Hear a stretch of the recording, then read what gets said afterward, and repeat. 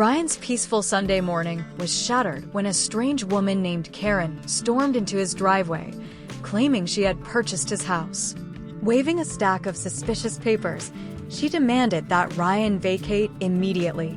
Despite her loud accusations and even calling the police, Ryan remained calm and provided proof of his ownership.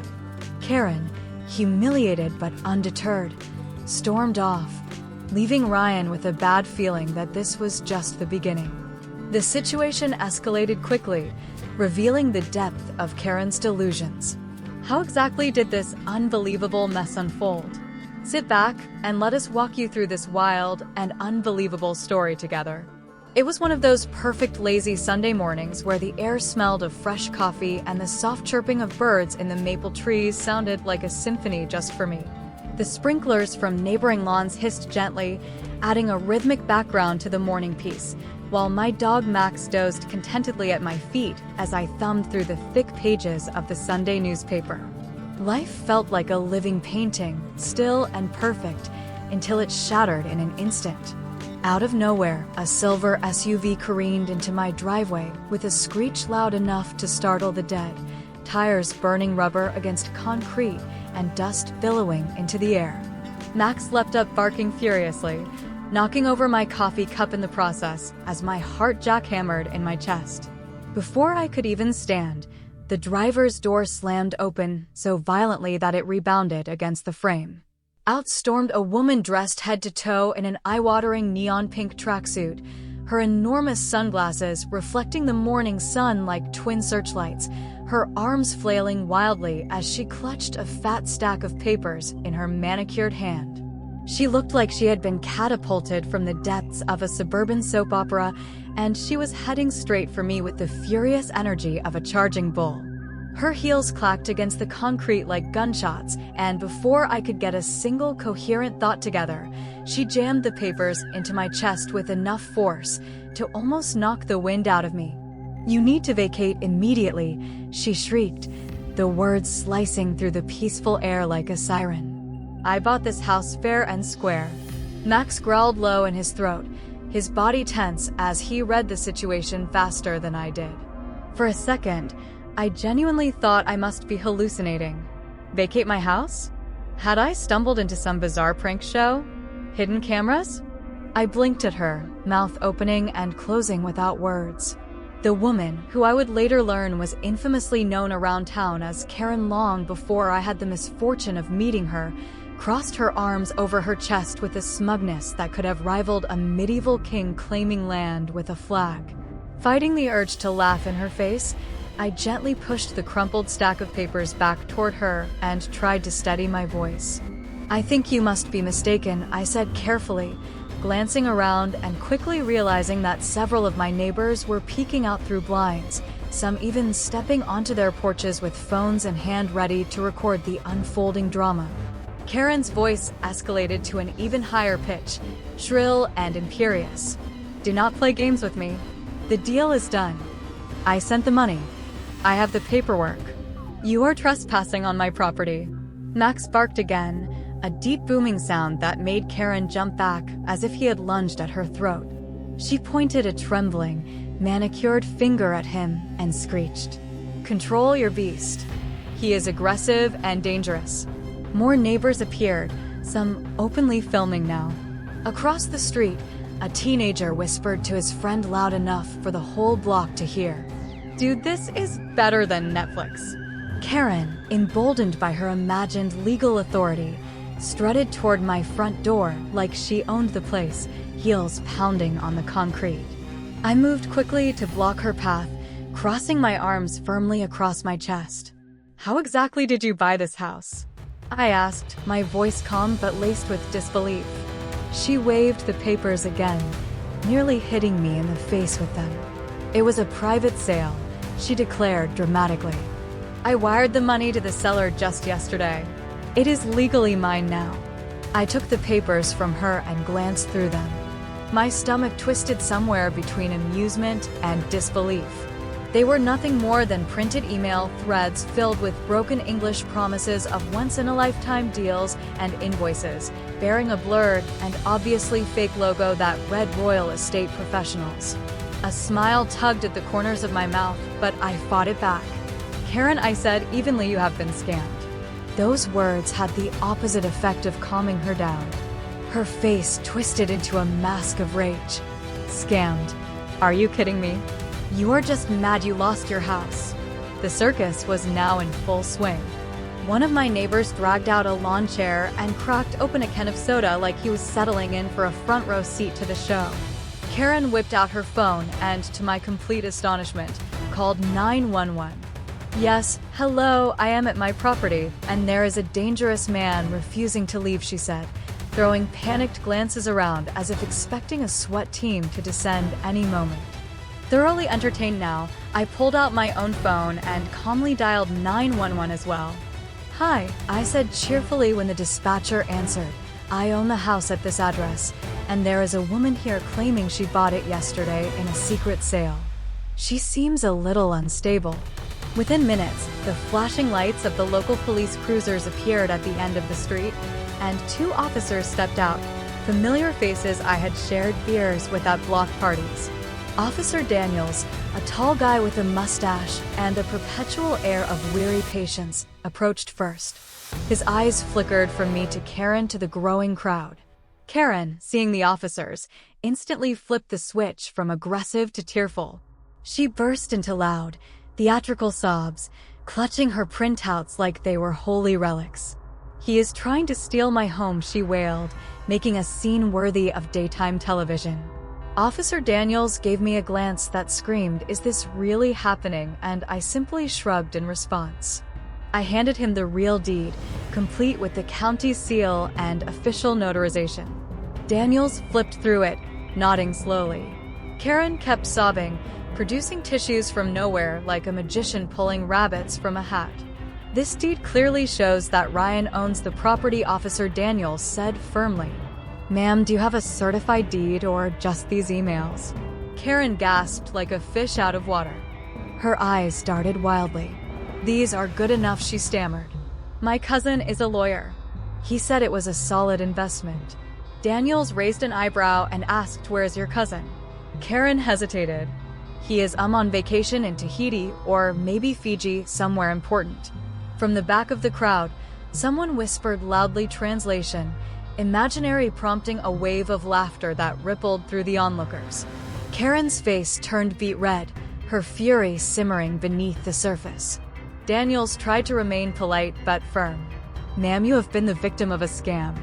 This man owns the house. If you refuse to leave voluntarily, you will be charged with trespassing." That was when Karen finally snapped. She pointed a trembling finger at me and shrieked, "You will regret this. I will get my lawyer. You will pay for stealing my home." She stormed back to her SUV, her tires screaming again as she peeled out of my driveway, narrowly missing my mailbox. Max let out a low huff, watching her retreat with a look of canine disdain. I shook my head slowly as the neighbors began to drift back into their homes, still buzzing with excitement. But deep down, beneath the humor of the whole insane scene, a knot of unease tightened in my gut. Something told me this was not the last I had seen of Karen. Not by a long shot. 3 days of uneasy calm lulled me into thinking maybe, just maybe, Karen had finally come to her senses and realized that her little crusade was doomed. Max had even started lounging by the windows again instead of pacing from door to door like a furry security guard. The days were warm and still, the air humming with cicadas, and for the first time in weeks I caught myself smiling without a shadow of stress hanging over me. But of course, peace was a fragile thing, and in my case it was about to be shattered once again in the most ridiculous way imaginable. It started with the slamming of a car door so hard it made the window panes rattle in their frames. Peeking through the blinds, I immediately spotted the familiar silver SUV in my driveway, gleaming obnoxiously in the midday sun like a bad omen. Only this time, Karen was not alone. Standing beside her were 2 men in identical polo shirts and khaki pants, each clutching a clipboard like it was a badge of authority. their expressions somewhere between confusion and misplaced confide. NCE. Max was already barking like crazy, pawing at the door, sensing the brewing storm before I could even process it. I threw on a hoodie and stepped outside, the heat of the concrete seeping through the soles of my sneakers as I approached the three-ring circus unfolding on my front lawn. Karen spotted me immediately and pointed as dramatically as if she had just unmasked a villain in a soap opera. "There he is, the squatter, get him off my property," she shrieked, her voice cracking at the edges. The two men squared their shoulders and marched toward me, their faces set in grim lines, the clipboards clutched so tightly their knuckles turned white. One of them, a guy with thinning hair and a sunburn spreading across his cheeks, cleared his throat and spoke with the seriousness of a man delivering a royal decree. "Sir, we have been hired to serve you an immediate eviction notice. Please vacate the premises within 30 minutes or further action will be taken." I stared at him for a long moment, trying to decide whether this was some elaborate prank or if these poor souls were actually serious. Karen folded her arms over her chest and beamed with the smugness of a toddler who had just stolen a cookie and thought she had pulled off the heist of the century. Fighting the urge to laugh directly in their faces, I asked politely if they could provide any identification, licenses, or legal documents to back up whatever Fantasyland operation they thought they were running. The clipboard guys shifted awkwardly, glancing nervously at Karen, who hissed under her breath for them to stay strong and stand their ground. Sighing, I decided to humor them. "All right," I said, "let's see this so-called eviction notice." One of the men handed me a single crumpled sheet of paper printed in what looked like Comic Sans font with margins so crooked it seemed like a drunken turn had put it together. Bold letters across the top screamed a physical eviction notice, the word official spelled wrong, and beneath it a cartoon gabble clip art hovered like a sad, desperate watermark. I blinked slowly, letting the absurdity of the situation fully sink in.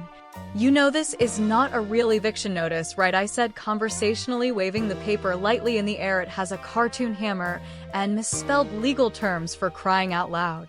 Karen puffed herself up, even taller, huffing indignantly. "It is binding. My cousin wrote it up. He is a legal expert," she spat.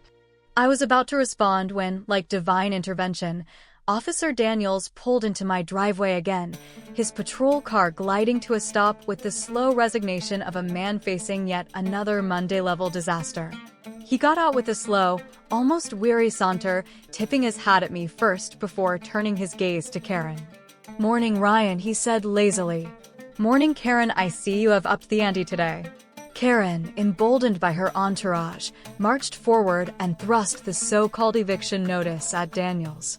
"Officer, I am formally evicting this man from my property. I have official paperwork," she declared, as if daring him to question her authority. Daniels took the paper from me, glanced at it for maybe 2 seconds, and then turned his gaze back to Karen with an expression of profound disbelief. "Ma'am," he said carefully, "this is not an official document. In fact, it is not even a halfway decent forgery. This is not worth the paper it is printed on." Karen gasped in theatrical horror, clutching her chest like she had just been mortally wounded. "Are you saying my cousin lied to me?" she demanded, her voice cracking with outrage. Daniels pressed his lips together, clearly fighting the urge to laugh.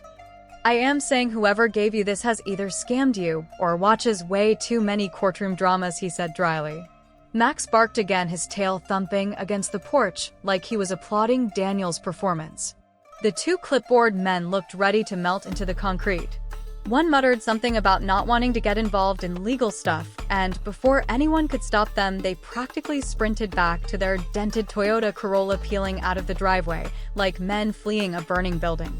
That left Karen standing alone, furious, humiliated, and vibrating with rage so intense I could almost see the heat waves coming off her.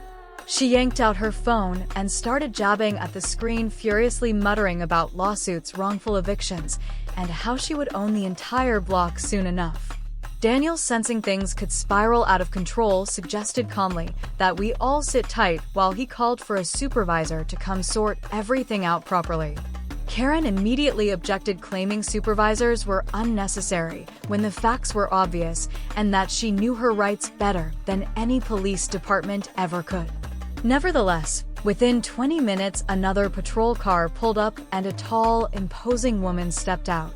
Sergeant Lopez was the kind of officer who looked like she had seen everything the world could possibly throw at her and still found it mildly disappointing. Lopez took one look at the crumpled eviction notice, then at Karen, then at the growing crowd of neighbors who had once again gathered to watch the live show. "Ma'am," she said, her voice crisp and no nonsense, "you have no legal standing. If you do not leave voluntarily, we will be forced to remove you for trespassing." Karen opened and closed her mouth several times, gasping like a fish out of water. Her hands trembled slightly as she clutched her oversized handbag to her chest like it was a life vest. "You will all be sorry," Karen screamed, her voice cracking. "This is not over. I have powerful friends."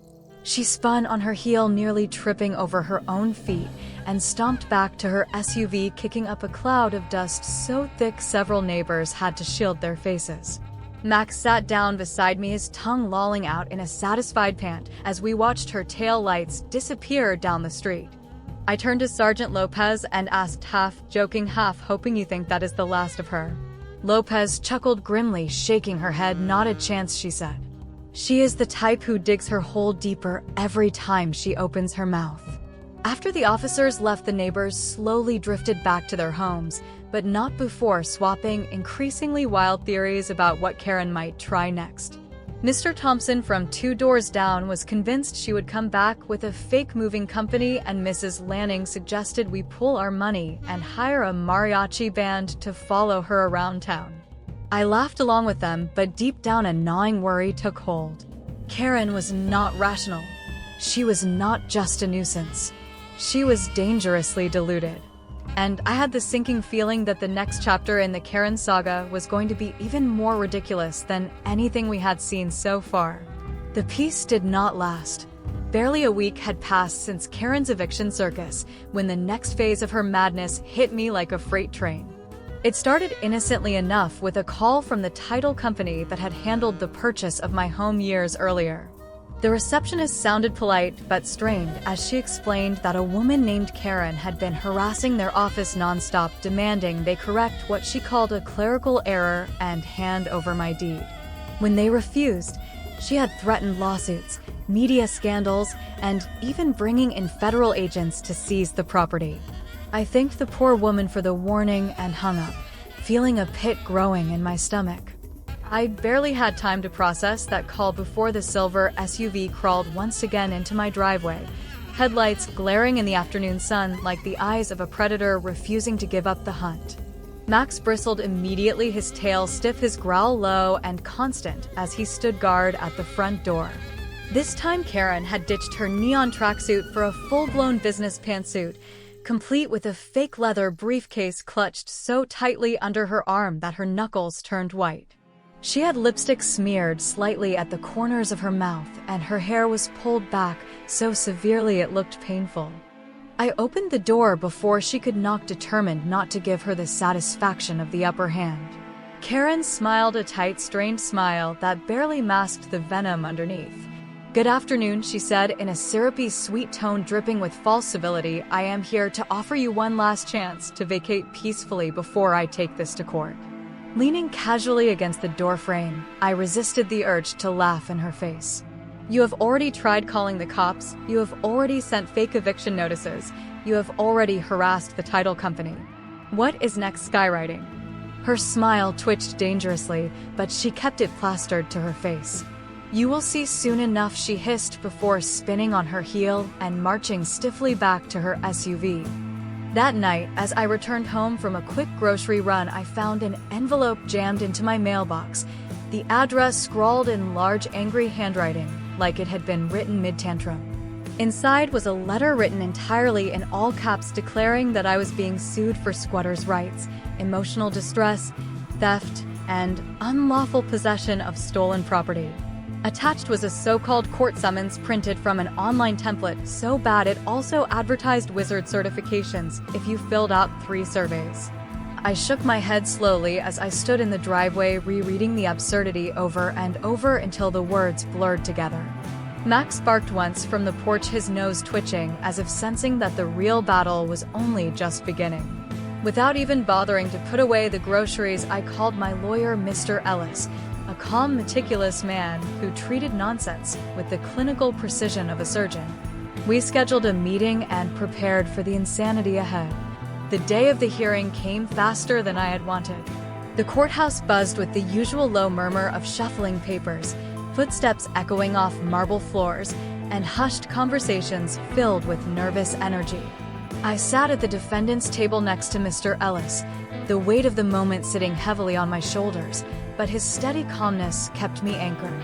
Across the aisle sat Karen, alone and radiating a manic energy that practically made the temperature in the room rise.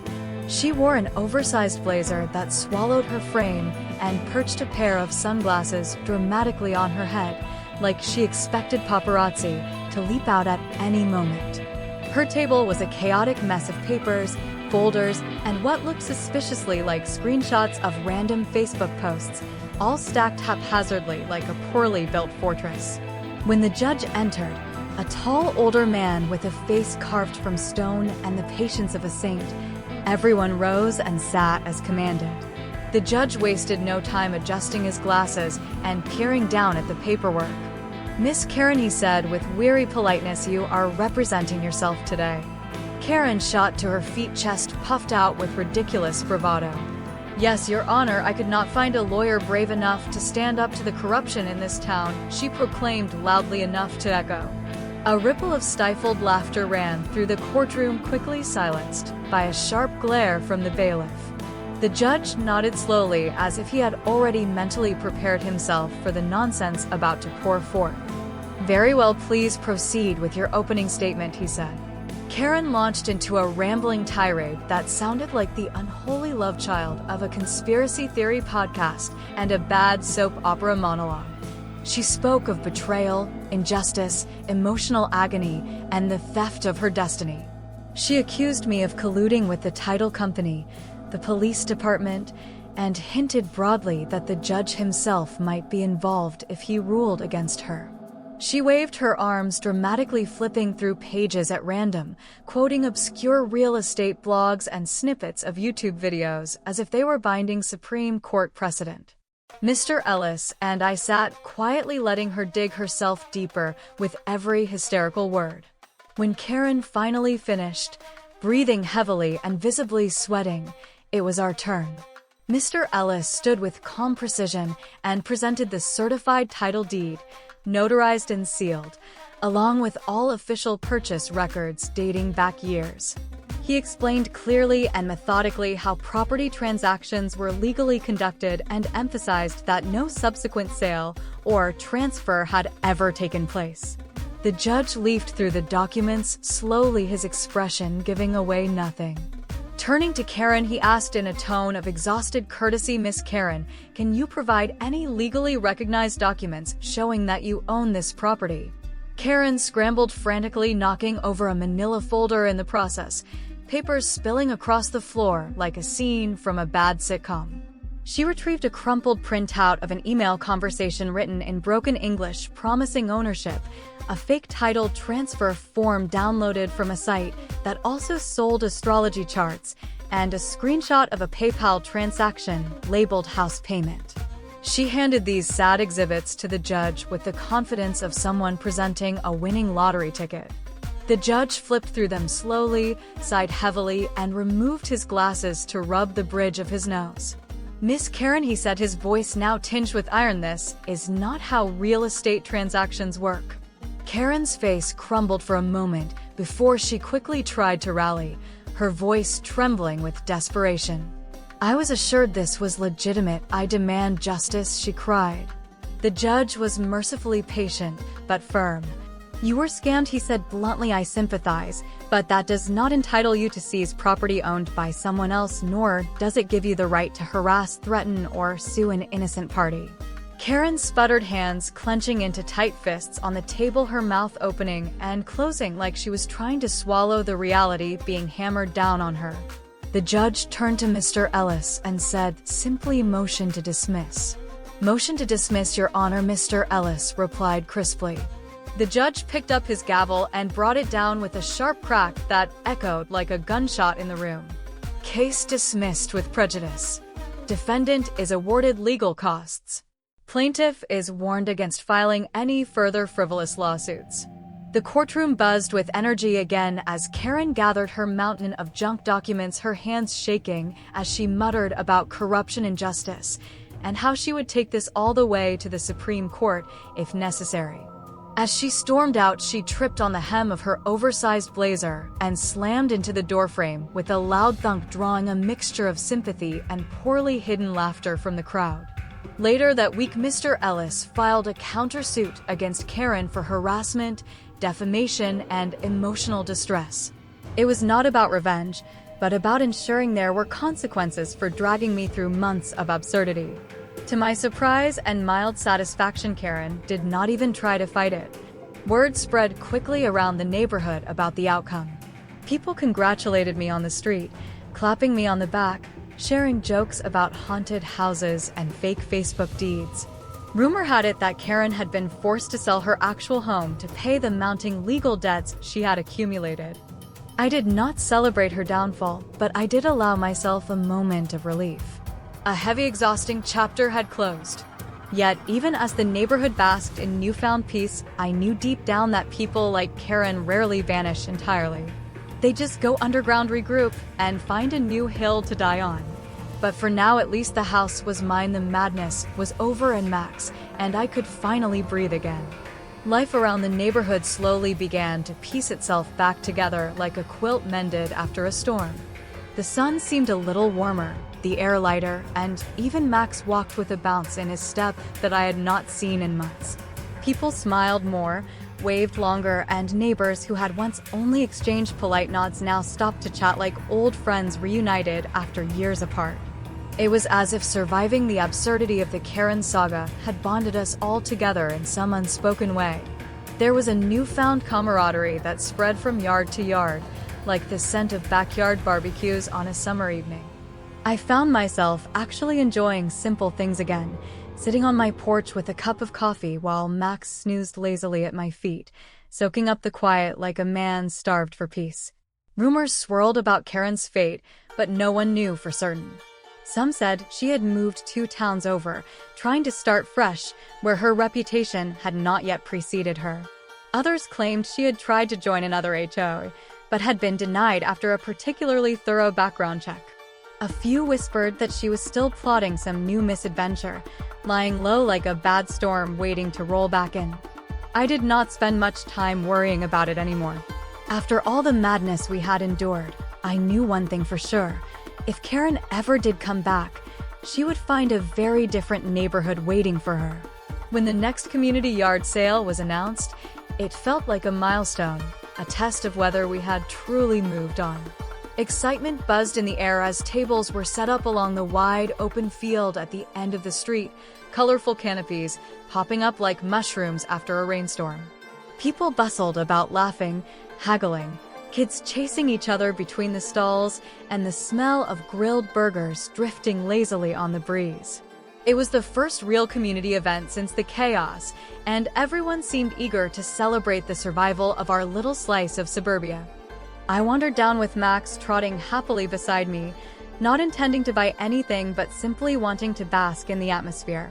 The moment we arrived, the energy shifted slightly. I started subtly toward a particular table tucked awkwardly in the back under a sagging canopy. There sat Karen, stiff and sullen behind a folding table piled high with random junk priced at outrageously high amounts. Dusty candles, chipped ceramic cats, ancient kitchen appliances missing important parts, all laid out as if they were priceless heirlooms. The piece de resistance was a framed certificate proclaiming her as top negotiator 2024 from an online seminar no one had ever heard of. Someone, most likely one of the local teenagers, had placed a small handmade sign next to it that read "certified in losing property deals," causing ripples of laughter to spread quietly from table to table. Karen sat rigidly, sunglasses perched on her nose even though she was fully shaded, her mouth pressed into a thin, angry line. She avoided eye contact with everyone, staring straight ahead like a ship captain determined to ignore the iceberg dead ahead. The spectacle was equal parts hilarious and sad. Neighbors casually drifted by her table, some buying small trinkets out of pity, others just to get a closer look at the woman who had tried so hard to turn all our lives upside down.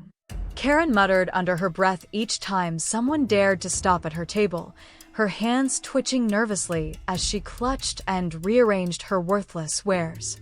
The tipping point came about an hour later when Mrs. Henderson, our 82-year-old firecracker of a neighbor, marched straight up to Karen's table, picked up a gaudy ceramic cat statue, and asked loudly enough for half the field to hear, "Does this come with a fake deed too, or do I have to wire money to a Nigerian prince?"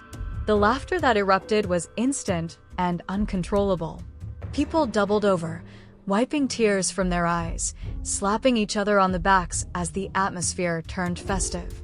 Karen turned beet red, packed up her table with jerky, furious motions, and screeched away from the yard sale in her battered SUV, a cloud of dust marking her hasty retreat. That yard sale transformed almost immediately into a full-blown block party. Someone fired up a grill, coolers appeared out of nowhere, and even a bounce house materialized for the kids. Music played from portable speakers, and the sound of laughter carried late into the evening. I found myself surrounded by neighbors who had once been strangers, but now felt like an extended family. Everyone had a favorite Karen story to tell, from her attempts at fake evictions to the ridiculous courtroom meltdown where she accused the judge of witchcraft. Each tale added to the legend, a shared folklore that somehow made our community stronger. As the sun dipped below the horizon in brilliant streaks of orange and pink, we gathered around a fire pit in my backyard, passing around marshmallows and cheap beer, trading jokes and memories. Someone suggested we commemorate the entire saga properly. At first, it was just a joke tossed into the smoke-filled air, but like all good ideas born from laughter and shared experience, it took hold. A week later, a small but tasteful sign was installed on the corner of our street. "Welcome to Reality Lane, population sane people only at Red," a simple plaque that captured everything we had endured and triumphed over. It was not spiteful. It was not cruel. It was a reminder that reality had won, that truth and sanity had triumphed over delusion and chaos. Karen, for all her madness, had brought us closer together than years of polite small talk and casual neighborly waves ever could. She had been a storm, a force of absurdity and disruption, but we had weathered it. We had emerged stronger, united, and a hell of a lot more resilient. Life resumed its quiet, beautiful rhythm. Max became something of a neighborhood mascot, earning treats and ear scratches wherever we went. I found myself more involved in local events, not out of fear, but out of genuine love for the community we had built. On quiet evenings, I would sit on my porch, Max lying at my feet, watching the stars blink into existence across the dark velvet sky.